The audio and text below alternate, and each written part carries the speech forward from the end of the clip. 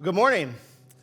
My name is Chris Wells. I'm a volunteer here at Collective. Specifically, I am the tech coordinator here at Collective. Usually I'm in the back behind the soundboard. Shout out to the tech team back there. Yeah. They're in charge every week of helping create this amazing space that we get to worship in.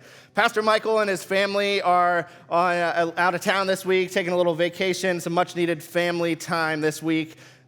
Which shout out to him and his staff for a second. For about the last 6 months, they have just been grinding. And it's been really awesome to watch as Collective has grown and grown. We've had record attendances for Christmas this year. We had over 1,100 people show up to hear about the good news that brings great joy, which led to great joy for a lot of us as we got to watch Michael do the gritty up on stage. Right? Then there was the renovation of this incredible new space that we're in now. Michael shared the data a couple weeks ago, but Collective is honestly going hard into 2024. We basically got to the high 400s as a church. Then you all invited, and we basically skipped being a church of 500 and went straight to being a church of 600. So God is doing some really incredible things here right now, and it's awesome to be a part of. So with all that, as I said, Michael and Ray and their girls are getting some much-needed family time this week. So if you're new here, I want to encourage you to come back. Michael will be back next week, continuing in our series, and you definitely want to be here and meet him. Now, I'm not going to lie. When Pastor Michael, a couple months ago, he asked me to speak this weekend, first thing I did, I looked at the calendar, right? I saw the date was February 18th, and I realized, wait a second, that's the week after the Super Bowl, right? And back at that time, my Ravens were looking pretty good, right? They were doing pretty awesome. So I was ready, especially after all the smack talk that Michael and CT constantly do up here about the Ravens. So I was going to be decked out, right? I was going to have my Lamar jersey on. I had the purple camo pants. I was going all out for this. But that didn't happen. Oh, it's baseball season now. Pitchers and catchers reported, so who's ready? Who's ready for baseball season, right? Yeah, go O's. I'm ready. So we're in week 2 of our series called God and Work. And last week, Michael kicked it off by teaching us how work is a gift. And that's hard, right? That's hard because sometimes work just feels like the last thing we want to do, right? You wake up on a Monday and you're like, no, I'm not ready for this. But all the way back in the beginning, God created work so that we could join with him in creating something great out of creation. God created the world, and then he gave us as humans dominion over it so that we could continue his work here. Because work is a gift, not a curse. And this week, Pastor Michael asked me to speak because I have a little bit different perspective. I have a job, like most of you. And I want us to take a look at work a little bit differently today. So do this with me. If you think back to when you were kids, what's one of the number one questions that you'd be asked as a kid?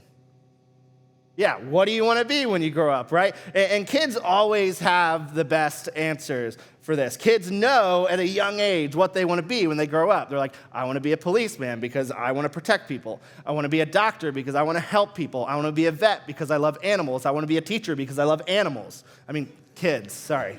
Yeah. But I have a full house of boys. Right? I have 3 boys. I have my Jude, my 7-year-old, who has had several different career aspirations. But right now, he wants to be an electrical engineer, which yeah, go for it. That sounds awesome, right? But he wants to be an electrical engineer because his best friend's dad is an electrical engineer. And when his friend's Nintendo broke, his dad was able to fix it for him, right? So he wants to do that. And Daniel, my 3-year-old right now he wants to be a digger man, which I'm not really sure what that is, but I'm sure he'll figure it out, right?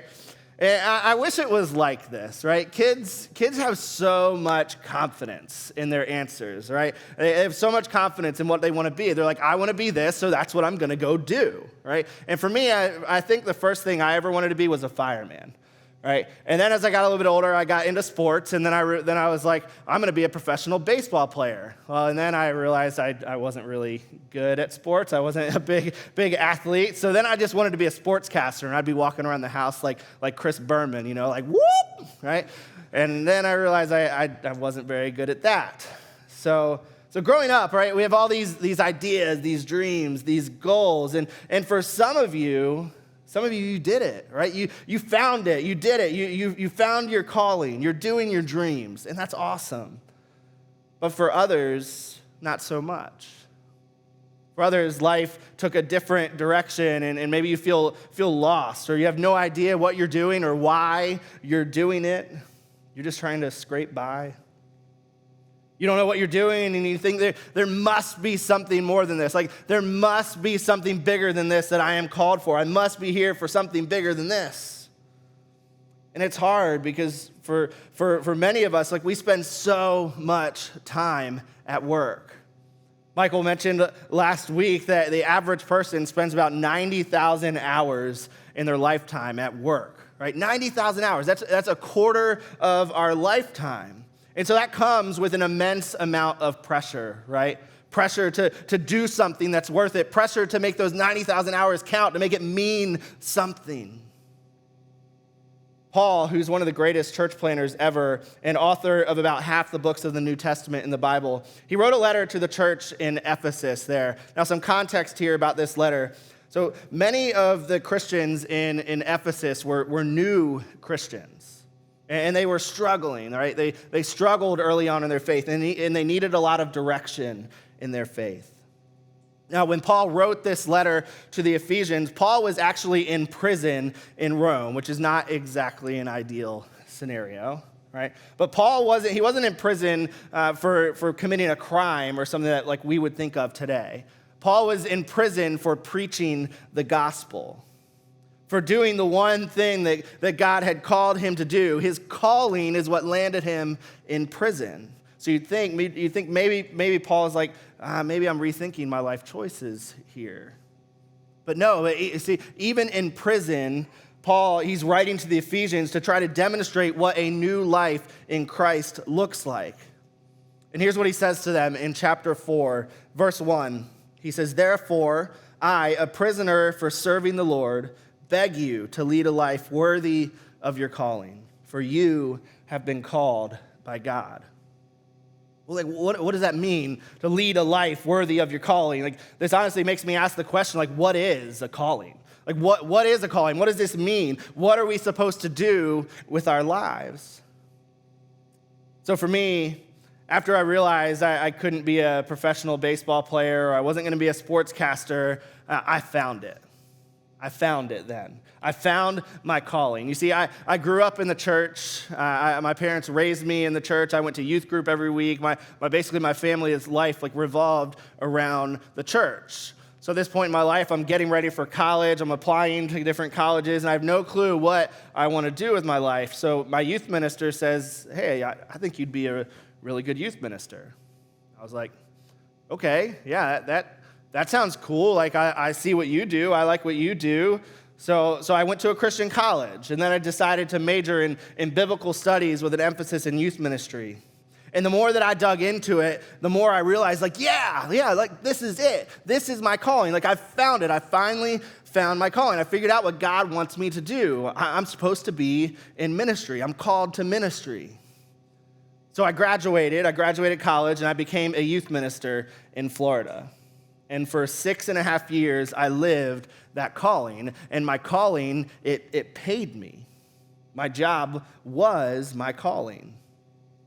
Then my calling shifted a little bit after that. And Michael actually asked me and my wife to move back to Maryland to be a part of this awesome new church plant called Collective here in Frederick. And so we did.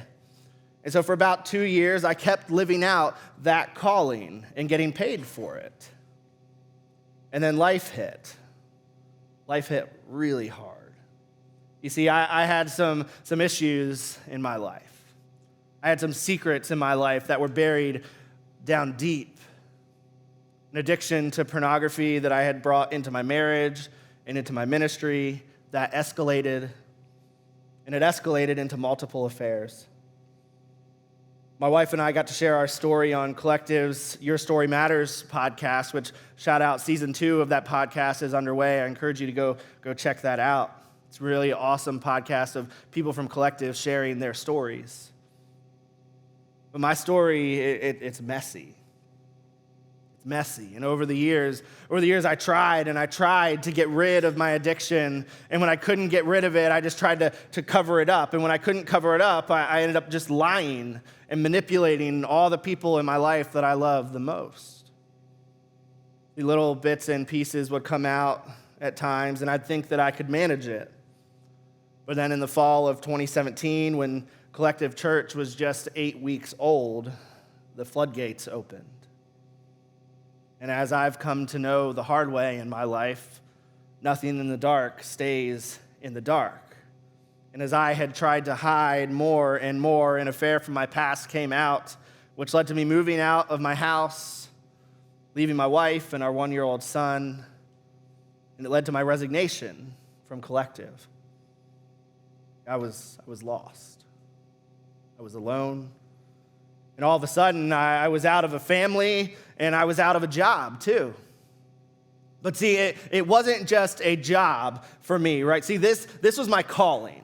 This was the thing that I knew that beyond a shadow of a doubt, this is what I was called to do. And I was great at it. I went to school for this. I busted my butt every single week. In the church, I spent long hours preparing sermons, writing curriculum, leading conferences, and now I was finally, after years of work, in a place where I was going to get to be a part of a new church in a new city for lost and broken people, where we knew that God was going to use this church to do incredible things to make a difference in the city of Frederick.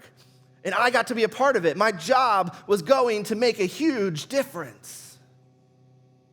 I was called to ministry, and now, because of sin, because of addiction, it was gone. And I was lost. And honestly, over the next several years, things got really, really hard. They were hard for a lot of reasons, working through recovery, getting into therapy and getting into support groups, and working towards the restoration of my marriage.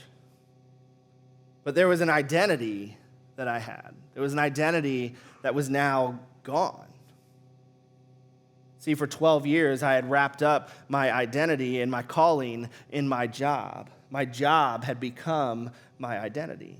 See, I was a minister, like Chris Wells was a youth minister. But then all of a sudden, I wasn't anymore.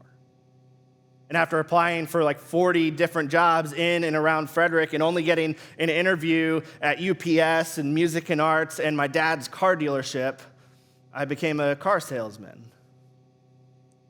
And I struggled. Man, did I struggle. Because I felt like I had lost my purpose. I mean, think about it. As adults, when you meet someone new or you're talking to somebody that you barely know for one of the first times, what's one of the easiest questions to ask? What's one of the easiest questions to ask? So, so what do you do? It's ingrained in us, right? Our job, our work, it becomes so much of who we are, of our identity. But this makes us ask the question, is our job, is our work, is our career, is that our calling? Is that what defines our life's work? If work is good and if work is a gift from God, then is that it? No, it isn't. Your job is not your calling. Let me say that again because I need you to understand this. And if you're taking notes today, write this, make sure you write this down, right? Your job is not your calling. And because your job is not your calling, you need to reframe how you see your calling from God. You need to reframe it and not link it to your career. So if your job, if your career, and how you make a living is not your calling, then what is? Let's go back to the verse that we read earlier in Ephesians. Paul is pleading with the Ephesians in verse 1. He says, "Therefore, I, a prisoner for serving the Lord, I beg you to lead a life worthy of your calling, for you have been called by God." See, we need to recognize that life is bigger than our careers. God has more for you than a career. Back to my story for a second. Leaving ministry honestly felt like I was leaving a part of my soul behind. But the reality for me was that ministry in my life had become a cover for me. And I really, I hate saying that.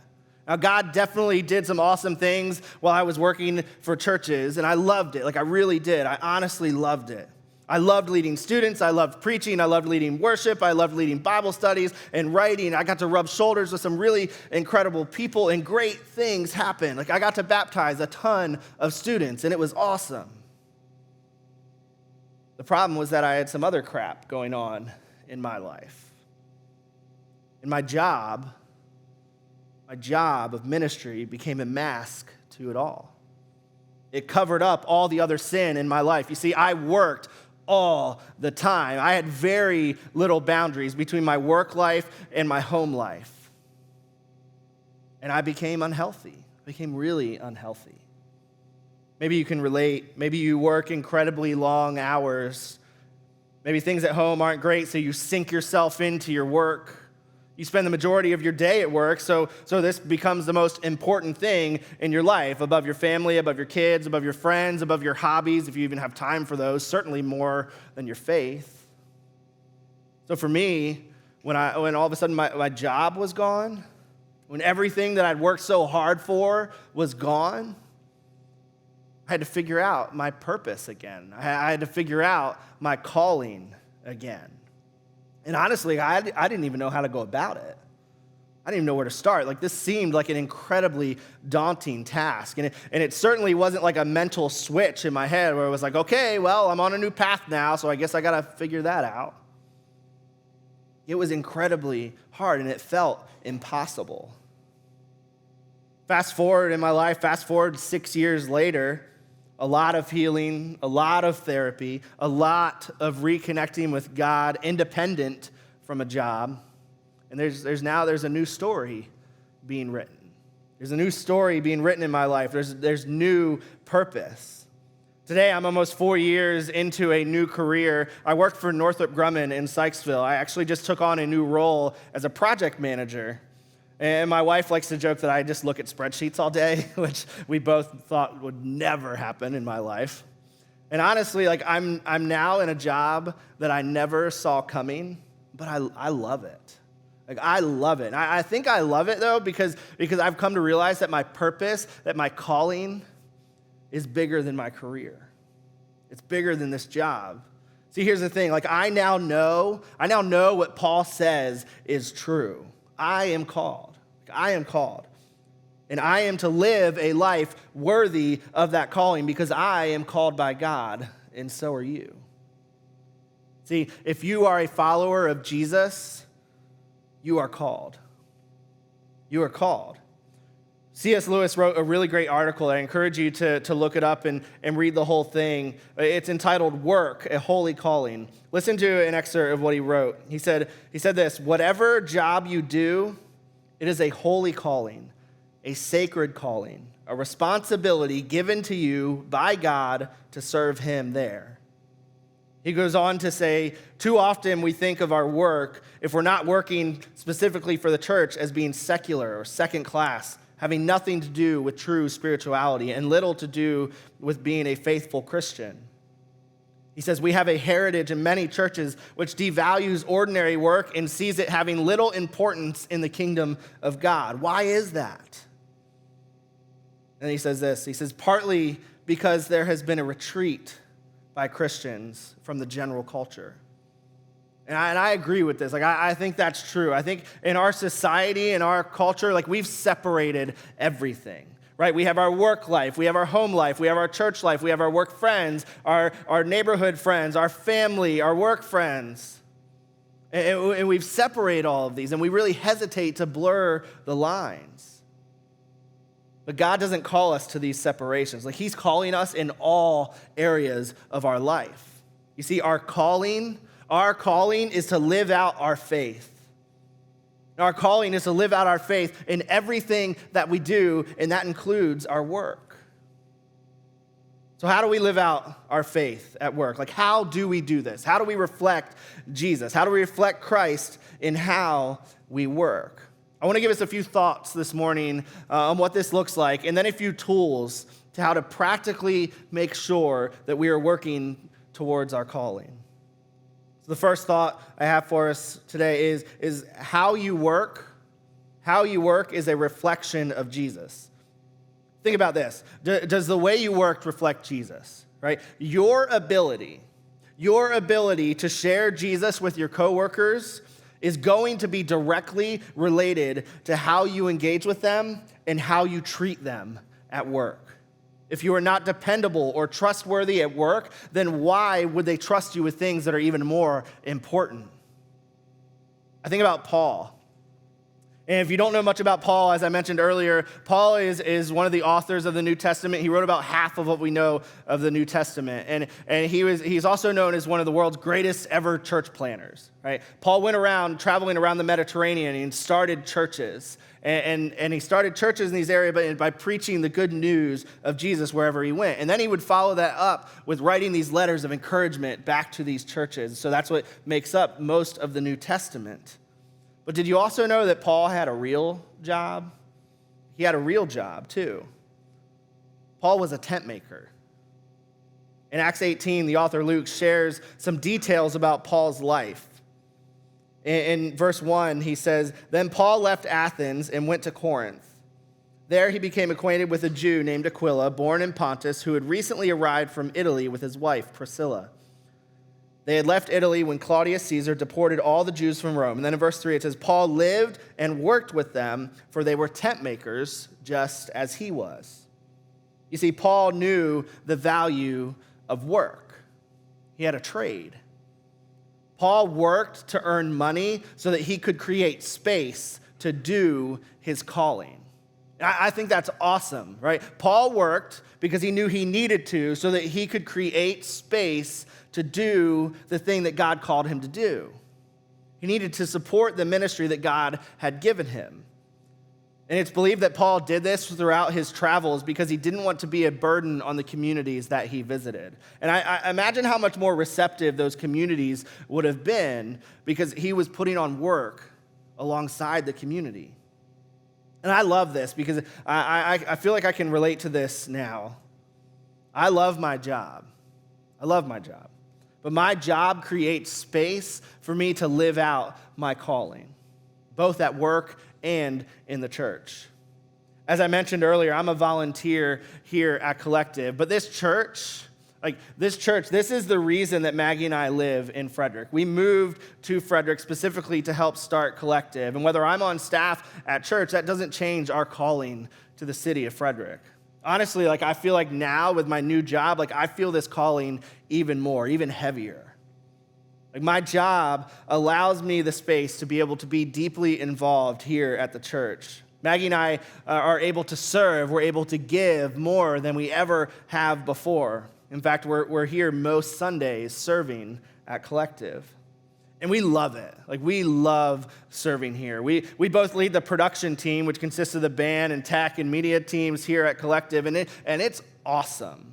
We get to be here every single Thursday night to help create this space where people can come on Sundays and bump into Jesus, right? Every light, every slide, every word, every camera angle is checked. Every note of every song is played and practiced multiple times so that we make sure that we get it right for Sundays.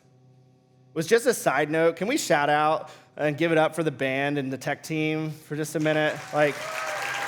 They're awesome. They're here every single week making this thing happen. And I love leading this team. And I loved doing this when I was on staff at Collective, but honestly, I work harder at it now as a volunteer because it's honestly different for me now. I know I work hard to invite, and my wife works hard to invite. And we know that a coworker of mine or of Maggie's could show up here on a Sunday and experience Collective. And I want it to be an incredible experience for them. Not that they come in and love the lights and the music, but that those elements help them experience Jesus in a way that they never have before. And because I work hard here at Collective, I have to work hard at work to reflect Jesus.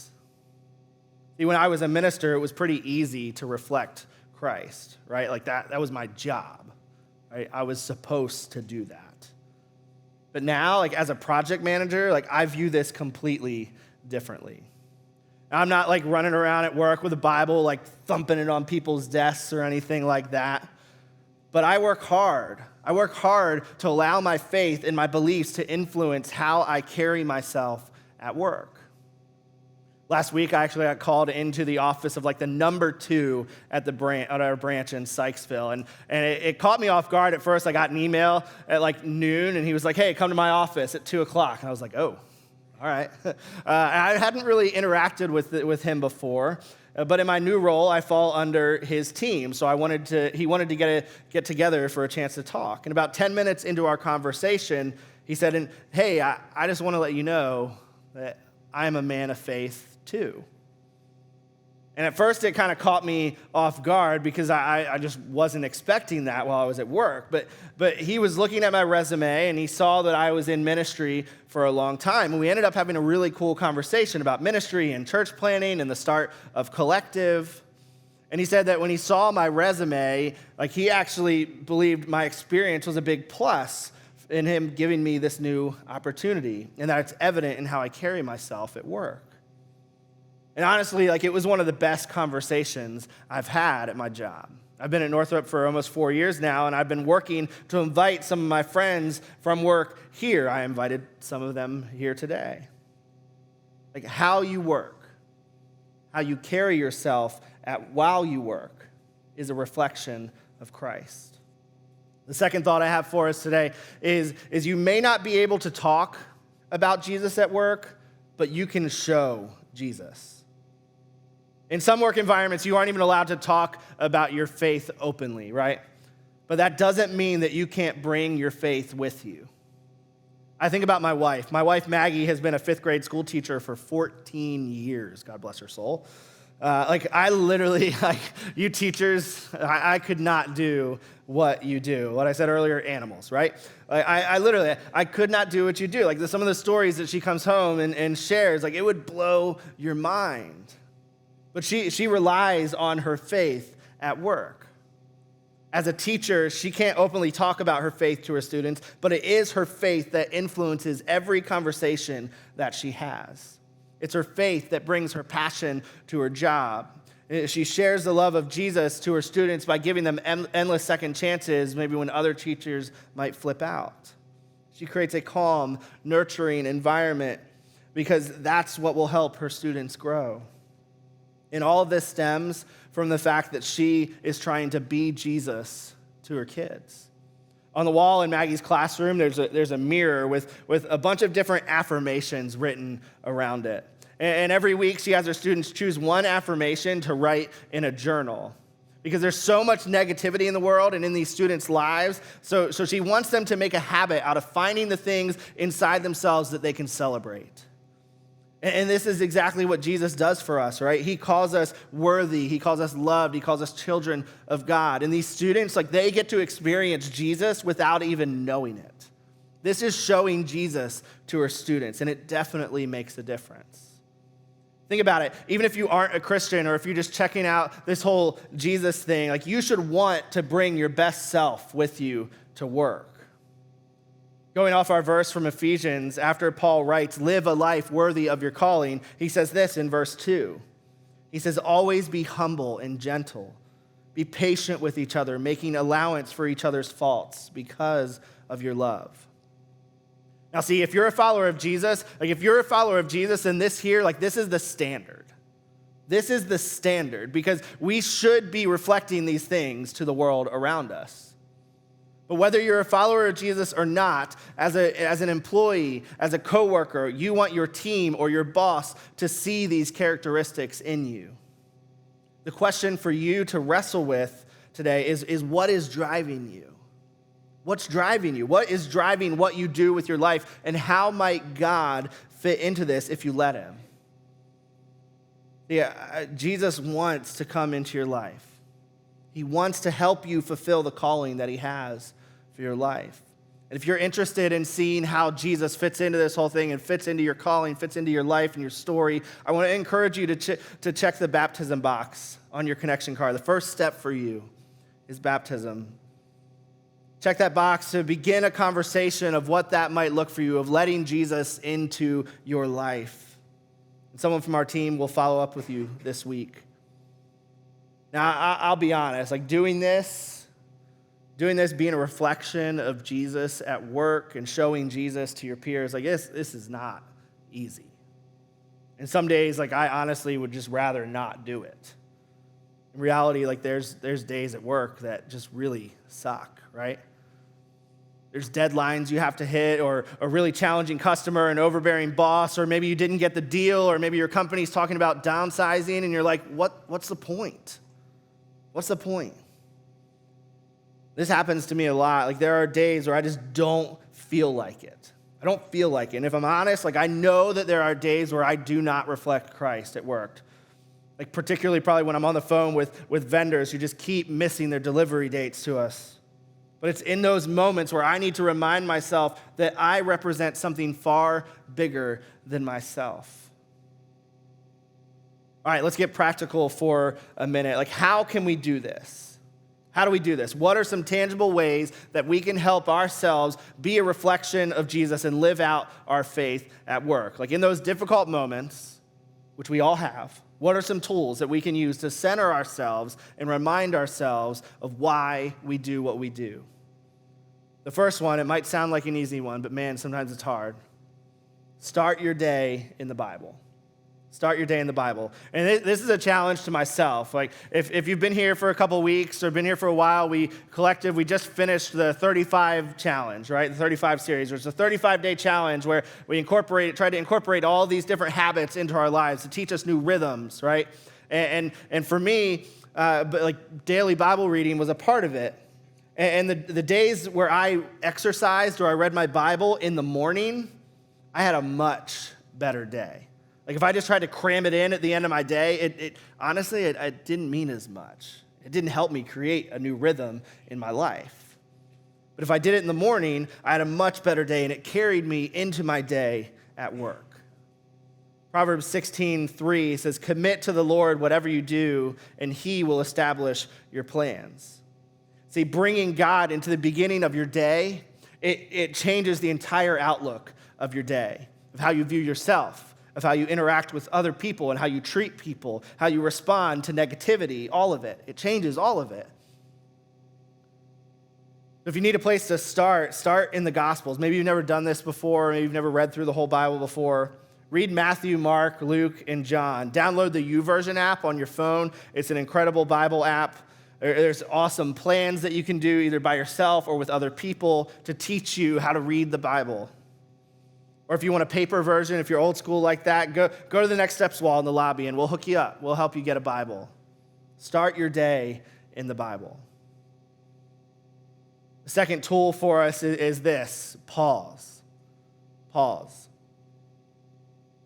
A few years ago, I learned about an app called Pause, and you definitely don't need an app to do this, but I like resources, I like tools to be able to help me stay committed and stay on track to what I am committing to doing.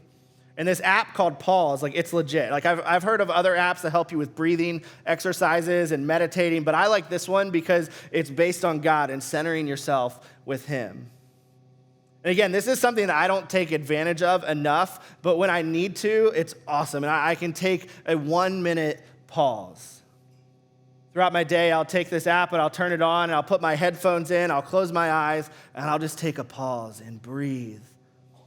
In doing this, it allows me to center myself with God. See, for you, in stressful moments, before a big meeting, before a presentation, before a deadline, before a test, before your students come in, during your lunch break, just pause. Pause. When I first started doing this, it felt kind of weird, but the more I did it, the more I realized how good of an effect it had on my attitude and my temperament throughout my day. Take time throughout your day to center yourself with Jesus and pause. Download the app. It's legit, I promise. The last thing is this: find ways to encourage your coworkers. In my job, I've had the opportunity to lead some really great teams. I have some really strong people on my teams that I've gotten to work with. But sometimes, like we all do, people just have bad days. And sometimes people are just struggling. And in these instances, I do my best to listen and encourage my coworkers. I've had more than a few conversations with my coworkers over the years when they are struggling. And in those moments, I do my best to give them encouragement, which has led to other really cool conversations in which people have opened up. And whether you're a boss, a team lead, or an employee, being a source of encouragement gives you even more opportunities to live out your faith and to show Jesus to those around you. See, each of these simple, practical steps, they can make a huge difference in the person that you are and the version of yourself that you bring with you to work every day. Start your day off right. Start it in the Bible. Pause. Take time to center yourself with God and encourage those around you. Show your coworkers Jesus by the way that you treat them. And doing these things will help you actively live out your faith at work. Now, I won't lie to you. There are days, there are times where I really miss being in ministry, where I really miss working in the church. I mean, it's what I went to school for, and it's what I did for almost 12 years of my life, and it was awesome. But really, what I've come to realize now, I'm still in ministry. I'm still living out my calling every single day. And really, if I'm honest, now, I feel like I understand my calling so much more now. Every day at work, I get the opportunity to interact with and be around lost and broken people who need Jesus. And every day, I pray for opportunities to be able to live out my calling. In another one of his letters, Paul's writing to the church in Philippi, and again, he's working to encourage the church there, and he says this in chapter 1, verse 6.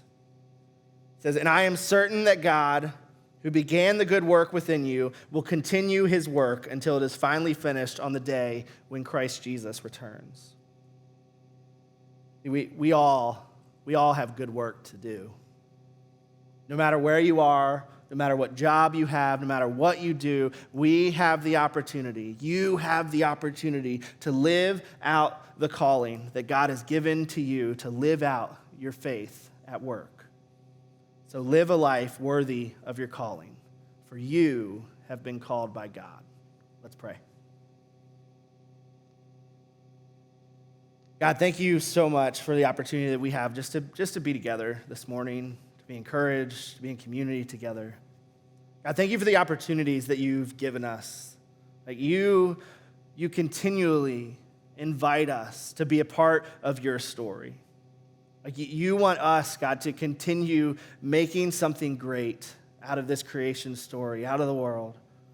And we have the opportunity to do that each and every day through our work. Work is hard, God. Work's hard sometimes. And sometimes, if we're honest, we know that we just don't feel that we're doing something that means something. So God, in those moments, help us to recognize that we are called by you.